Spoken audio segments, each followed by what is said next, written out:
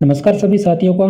आज के सेशन में आज आयोजित हुई एसआई परीक्षा 2026 की हम हिंदी भाषा की सटीक आंसर किए जो कि आपको बता रहे हैं। जिन अभ्यर्थियों का कल एग्जाम से उनके लिए ये जो आंसर किए बहुत ही इंपॉर्टेंट रहने वाले हैं और जिन अभ्यर्थियों का आज एग्जाम्स हो गया है तो वे भी इस आंसर की को एक बार जरूर देखें। हम आज का हमारा पहला क्वेश्चन था, किस विकल्प में शुद्ध वाक्य का प्रश्न पूछा है पहला ही। तो पिछले वर्ष भी पहला प्रश्न यही था, वह नदी में पानी भरने गई, वह कुर्ता डालकर गया है। कई स्थानों में ऐसा बताया गया है। इन दोनों घरों के बीच एक दीवार है। तो इस प्रश्न का जो हमारा राइट आंसर था वो था option number D correct answer है। जिन अभ्यर्थियों ने ऑप्शन नंबर 4 बनाए वो राइट आंसर है। देखिए इसमें वह नदी में पानी भरने गई, ये शुद्ध है, ये गई शुद्ध है, ये गई अशुद्ध है। वह कुर्ता पहन कर गया, डालकर है अशुद्ध हो गया। कई स्थलों में यहाँ पे पर होगा, कई स्थलों पर ऐसा बताया गया है, यहाँ पे मैं की जगह पर होगा। तो ऑप्शन नंबर 4 राइट आंसर हो गया। ठीक है, बिल्कुल करेक्ट आंसर होगा। Next question, question number second, किस विकल्प में शुद्ध वाक्य नहीं है?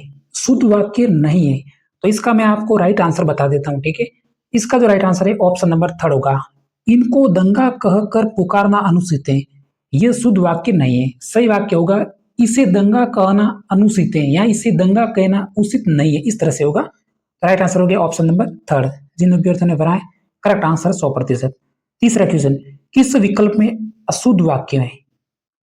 अशुद्ध वाक्य का उदाहरण, तो इस अशुद्ध वाक्य का जो उदाहरण है वो होगा ऑप्शन नंबर 3। जो भी व्यक्ति कल एग्जाम्स की तैयारी कर रहे हैं तो वो वीडियो को थोड़ा सा रोक कर देखना, मैं आंसर बता देता हूं। ये हमारा अशुद्ध वाक्य है, पुस्तक विद्वतापूर्ण लिखी गई। जबकि शुद्ध वाक्य होता, पुस्तक विद्वतापूर्ण लिखी गई है, पीछे है होना जरूरी था लेकिन है नहीं है तो अशुद्ध हो गया ऑप्शन नंबर 3। अगला प्रश्न, किस विकल्प में शुद्ध वाक्य? चौथा प्रश्न लगातार, एक मात्र दो उपाय हैं, वह उदास चेहरे से चल दिए, देश में सर्वत्र शांति है, यह पत्र आपके अनुसार है। जल्दी से आप भी बताओ, इसका आंसर आपको आ रहा है, किस विकल्प में शुद्ध वाक्य है? राइट आंसर हो गया ऑप्शन नंबर 3। जिसने भी ऑप्शन नंबर 3 बढ़ा है करेक्ट है बिल्कुल। देश में सर्वत्र शांति है, ऑप्शन नंबर 3 है जो कि शुद्ध वाक्य है। अगला प्रश्न, क्वेश्चन नंबर 5, यह हमारी स्क्रीन पे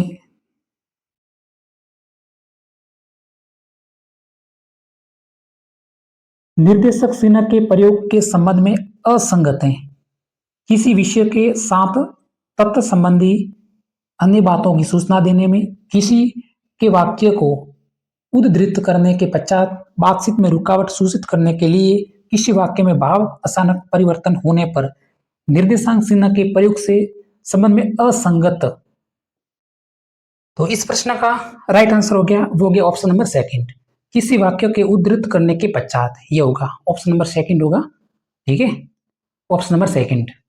नेक्स्ट क्वेश्चन, क्वेश्चन नंबर 6, जब कई शब्द भेद जोड़े जाते हैं, जब कई शब्द भेद जोड़े से आते हैं तब प्रत्येक जोड़े के बाद किस विराम चिन्ह का प्रयोग होता है? पूर्ण विराम, कोष्टक, अल्प विराम, अर्धविराम या फिर अनुत्तरित प्रश्न। तो इस प्रश्न का राइट आंसर हो गया ऑप्शन नंबर 3, अल्प विराम। जिसने ऑप्शन नंबर 3 बढ़ाए तो आपका करेक्ट आंसर है। हंसते हंसते, रोते रोते, गाते गाते वो आगे बढ़ गया, option number 3। Next question, question number 7, न जाने अब आगे चलकर क्या होगा, इस वाक्य के अंत में निम्नलिखित में से प्रयुक्त विराम चिन्ह होगा। तो इस प्रश्न का राइट आंसर होगा ऑप्शन नंबर ए, प्रश्न चिन्ह। ठीक है, न जाने अब आगे चलकर क्या होगा, इस वाक्य के अंत में वो होगा प्रश्न चिन्ह। भाई साहब ने बनाया पूर्ण विराम नहीं होगा, प्रश्न चिन्ह होगा, ऑप्शन नंबर 1। क्या आप यार साथी ये प्रश्न आपका सही हो रहा है जरूर बताना। ठीक है, क्वेश्चन नंबर 8, किस वाक्य में विराम चिन्हों का समुचित प्रयोग नहीं हुआ? किस वाक्य में विराम चिन्हों का समुचित प्रयोग? वे नदी नाले पार करते चले, वह उसने तो तुम्हें अच्छा धोखा दिया, कैसा बेहुदा आदमी है, देखिए कैसा सुगम शब्द बन गया, अनुत्तरित प्रश्न। किस वाक्य में विराम चिन्हों का समुचित प्रयोग नहीं हुआ? ऑप्शन नंबर थर्ड हमारा राइट आंसर हो गया। इसने भी बिल्कुल सही बनाए, कैसा बेहुदा आदमी है, ऑप्शन नंबर थर्ड। अगला प्रश्न, क्वेश्चन नंबर 9। गर्दन उठाना मुहावरे का निकटतम अर्थ है। गर्दन उठाना, दबाव डालना, विरोध करना, जिम्मेदार होना, उत्तरदायित्व होने लेना या फिर अनुत्तरित प्रश्न। राइट आंसर है ऑप्शन नंबर सेकंड, विरोध करना, ऑप्शन नंबर सेकंड। अगला प्रश्न,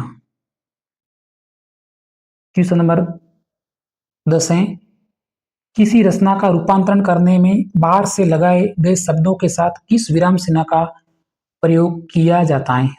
तुल्यतासूचक, स्थान पूरक, अवतरण चिन्ह, कोष्टक या फिर अनुत्तरित प्रश्न। किसी रचना का रूपांतरण करने में बाहर से लगाए गए शब्दों के साथ किस विराम चिन्ह का प्रयोग किया जाता है? Option number 4, कोष्टक। राइट आंसर है कोष्टक। सब काफी संख्या में राइट आंसर हो रहे हैं इस अभ्यर्थी के। क्वेश्चन नंबर 11, तालू में दांत जमना मुहावरे का निकटतम अर्थ। रोब दिखाना, क्रोध में चूर होना, उपास होना, दुर्दशा के लक्षण प्रकट होना, अनुत्तरित प्रश्न। तालू में दांत जमना, तो देखिए तालू में दांत जमना, इसको हम कह सकते हैं कि कंगाली, अत्यधिक कंगाली या बुरे दिन आना। अब आपको समझना है कि तालू में दांत यानी बुरे दिन आना, तो देखिए रोब दिखाना तो होगा नहीं, क्रोध से सूर होना यह भी नहीं होगा, उपास होना यह भी नहीं होना, दुर्दशा के लक्षण प्रकट होना, ऑप्शन नंबर 4 होगा। यह मुहावरा इस तरह का है, तो दुर्दशा के लक्षण प्रकट होना, कंगाली आना, बुरे दिन आना या बहुत अधिक कष्ट या दुख होना, तो ये संबंधित हो रहा है ऑप्शन नंबर 4। रियल इसका जो अर्थ होता है वो होता है कि बुरे दिन आना या फिर बहुत अधिक कष्ट होना, तो दुर्दशा का लक्षण ही होगा ऑप्शन नंबर 4। ठीक है, ये मैं आपको कंफर्म कर दिया। क्वेश्चन नंबर 12, नाक का बाल होना मुहावरे का निकटतम अर्थ। नाक का बाल होना, तो राइट आंसर हो गया अधिक प्यारा होना, प्यारा होना, ऑप्शन नंबर 4। इसने भी सही बनाया, अधिक प्यारा होना। अगला प्रश्न है क्वेश्चन नंबर 13। प्यारे साथियों, आंसर की को देखते रहना है, बिल्कुल सटीक आंसर की आपको बताई जा रही है सबसे पहले, सबसे सटीक, और अपने दोस्तों को भी शेयर जरूर करें लाइक करके। कलेजा पक जाना मुहावरे का निकटतम अर्थ। कलेजा पक जाना, दुख सहते सहते तंग आ जाना, हृदय का निर्बल होना, घबराहट होना, मार्मिक चोट होना या फिर अनुत्तरित प्रश्न। कलेजा पक जाना, option number first right answer होगा, दुख सहते सहते तंग आ जाना, ऑप्शन नंबर फर्स्ट 100% करेक्ट हो गया, दुख सहते सहते तंग आ जाना। अगला प्रश्न, क्वेश्चन नंबर 14, पौ बारह होना मुहावरे का निकटतम अर्थ। पौ बारह होना, मुहावरे पूछे, मैंने कल एक वीडियोज बनाया था, उसमें पूछा था कि एसआई एग्जाम्स में हम 5 मार्क्स लगातार प्रश्न पूछेंगे। पिछले साल तत्सम के और तत्भव के 5 लगातार प्रश्न पूछे गए थे। पौ बारह होना मुहावरे का निकटतम अर्थ। हर तरह से लाभ होना, बिल्कुल करेक्ट आंसर बनाया पृथ्वी ने, ऑप्शन नंबर 4, हर तरह से लाभ होना। काफी संख्या में सही सवाल हो रहे हैं, जिसने भी पेपर मुझे भेजा है काफी संख्या में सही है। क्वेश्चन नंबर 15, जो कि थोड़ा सा छोटा करना पड़ेगा, देखने का प्रयास करना। लोकोक्ति और उसके अर्थ की दृष्टि से कौन सा विकल्प है जो कि सुमेलित नहीं है? क्वेश्चन नंबर 15, लोकोक्ति और उसके अर्थ की दृष्टि से। तो प्यारे साथियों, ये जो मैं पेपर की पूरी पीडीएफ है और राइट करके मैं ऐसा करता हूँ कि ग्रुप में आपको भेज देता हूँ, आपको वीडियो देखने की जरूरत नहीं पड़े। तो अभी से मेरा टेलीग्राम पे पूरे जो प्रश्न है इसकी जो मैं पीडीएफ है आपको ग्रुप में भेज देता हूँ, वहां से आपको ये प्रश्न देखने हैं। इसमें थोड़ा सा टाइम लग रहा है, तो आज के सेशन में इतना ही। धन्यवाद।